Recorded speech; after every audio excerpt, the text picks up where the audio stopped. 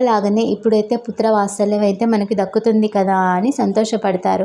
వాళ్ళు సంతోషపడ్డట్టుగానే వాళ్ళకి మగపిల్లవాడు జన్మిస్తాడు.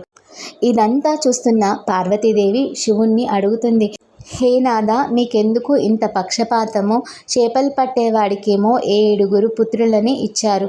మరి రోజు మీ పూజ చేసే పూజారికి మాత్రం ఒకడే పుత్రుడు, అందులో అల్పాయుష్వంతుడైన పుత్రుణ్ణి ప్రసాదించారు ఎందుకు అని అడగగా, శివుడు పార్వతీదేవితో చేపలు పట్టేవాడికి 7 పుత్రులున్నా కానీ వాళ్ళు వాడిలాగానే చేపలు పట్టేవాళ్ళు ఇంకా ఏదో బుద్ధిమంతులుగా అయితే ఉండరు. వాడికి అదే యోగం ఉంది.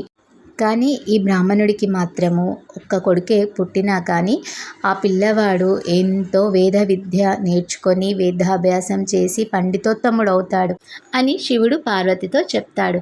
కొద్ది కాలానికి ఆ పురోహితుడికి పుత్ర సంతానం కలుగుతుంది. మగపిల్లవాడు పుడతాడు.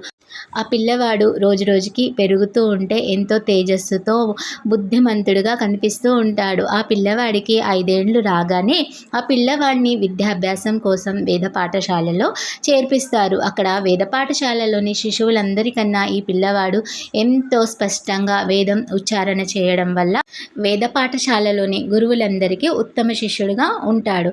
ఇలాగే పిల్లవాడు పెరిగి పెద్దవాడవుతూ ఉంటాడు. పిల్లవాడికి 20 ఏండ్లు దాటుతూ ఉన్నాయి.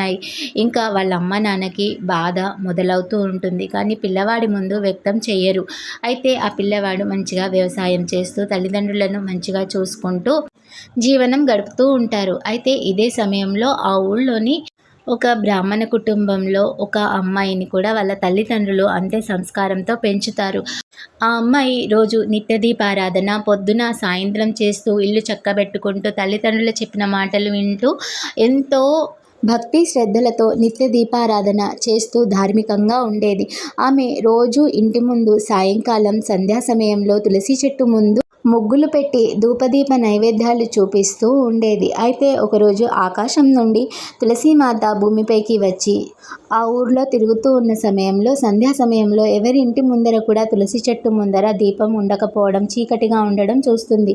అయితే ఈ అమ్మాయి వాళ్ళ ఇంటి ముందు మాత్రము ధూపము దీపము చక్కగా ముగ్గులు పెట్టి ఉండడం చూసి ఎంతో ప్రసన్నమై తులసీమాత ఆ అమ్మాయిని ఆకాశవాణి రూపకంగా పిలిచి, అమ్మ, నువ్వు చేసే నిత్య దీపారాధన వల్ల నేను ఎంతో సంతోషించాను. నీకు నిత్య సుమంగళి వరాన్ని ప్రసాదిస్తున్నాను. దీర్ఘ సుమంగళిగా ఉండి నువ్వు మీ ఆయన చివరికి వైకుంఠం చేరుకుంటారు అని చెప్పి ఆశీర్వదించి అక్కడి నుండి వెళ్ళిపోతుంది.